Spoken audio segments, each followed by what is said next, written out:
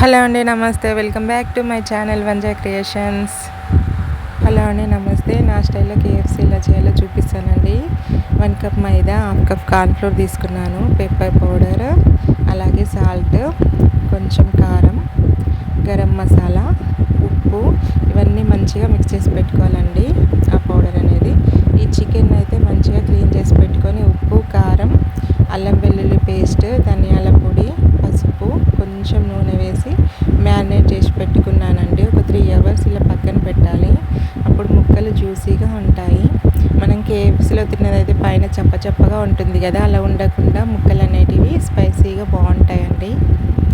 మా ఇంట్లో ice tray లేవండి, అందుకని చిన్న గిన్నెలో వాటర్ తీసుకొని ఐస్ లాగా చేసుకున్నాను.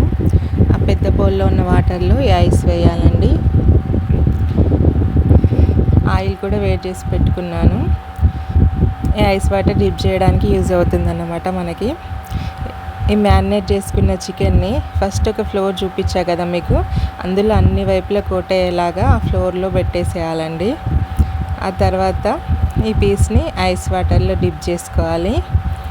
ఆ తర్వాత మళ్ళీ ఫ్లోర్ ఉంది కదా పిండి, దాంట్లో మళ్ళీ అన్ని వైపులా సమంగా కోట్ అయ్యేలాగా మళ్ళీ డిప్ చేసుకోవాలండి. ఆ తర్వాత ఆయిల్లో డీప్ ఫ్రై చేసుకోవడమే అండి.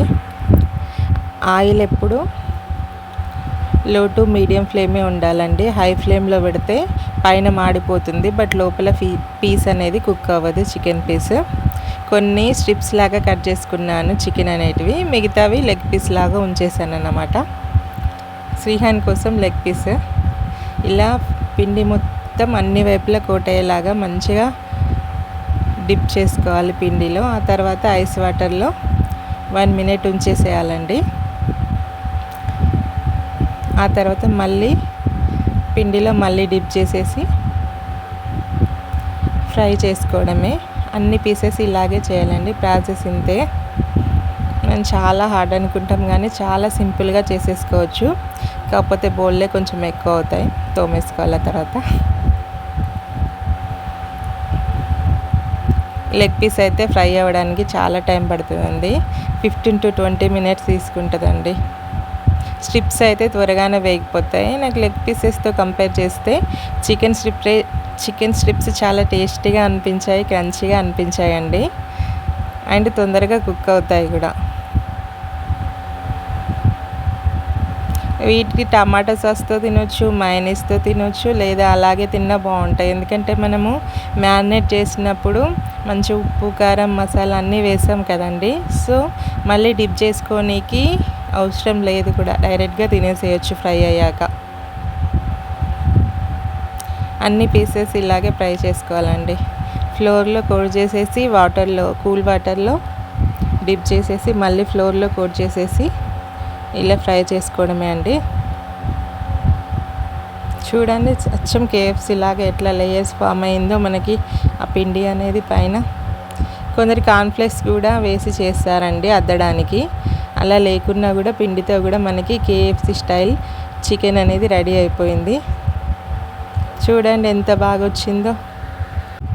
అన్ని పీసెస్ ఇలాగే ఫ్రై చేసుకోవాలండి.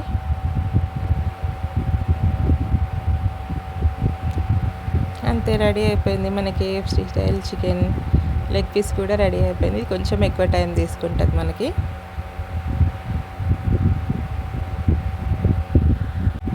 ఈ వీడియో కనుక మీకు నచ్చినట్లయితే ప్లీజ్ ఒక లైక్ ఇవ్వండి, అలాగే కామెంట్ కూడా చేయండి.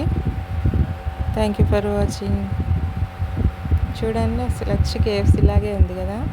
ఎక్సెస్ ఆయిల్ పీల్చుకోవడానికి టిష్యూ పేపర్ మీద తీసేసుకున్నానండి. శ్రీహాన్కి అయితే చాలా నచ్చింది, బాగుందని చెప్పాడు. మొత్తం తినేసాక వీడియో తీసా. వీడియో పూర్తిగా చూసినందుకు చాలా చాలా thanks. Thank you for watching.